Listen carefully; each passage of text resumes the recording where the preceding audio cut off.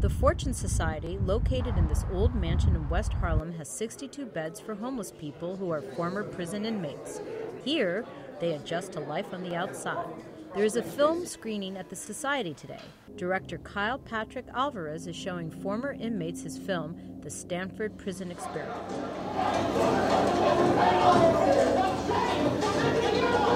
In 1971, American psychologist Philip Zimbardo asked 24 college students to play the roles of prison inmates and guards while he was observing their behavior.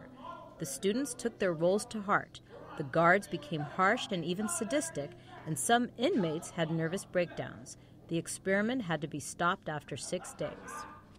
What is the relationship between your work and the work of Dr. Mengele?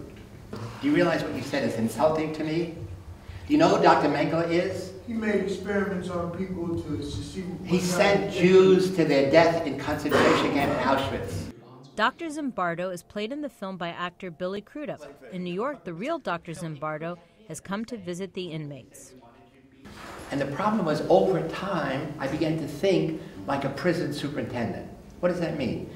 You care more about the guards than the prisoners. You care more about your institution than anything else.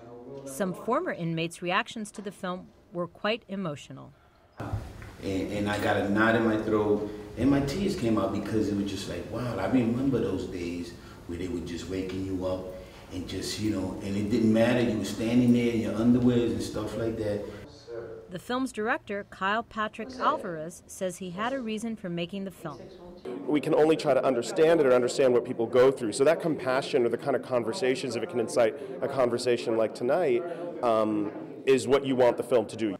There are 2 million people in U.S. prisons, most of them racial minorities.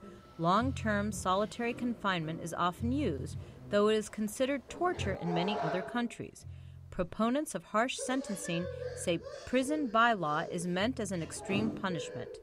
But David Rothenberg, the founder of the Fortune Society, says rehabilitation is also a goal, but that's not happening. I think the film's very powerful, and that when I first saw it at a screening, someone was very angry at Dr. Zimbardo for the experiment and the impact, and I said, are you equally angry about the prison system which he so brilliantly has recreated?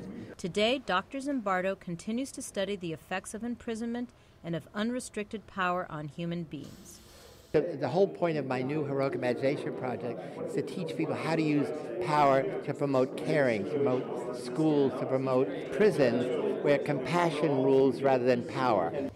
The film's creators hope it will raise awareness of prison's damaging effects. For Victoria Kupchinetsky, this is Joy Wagner, VOA News. Yeah, they said on the film.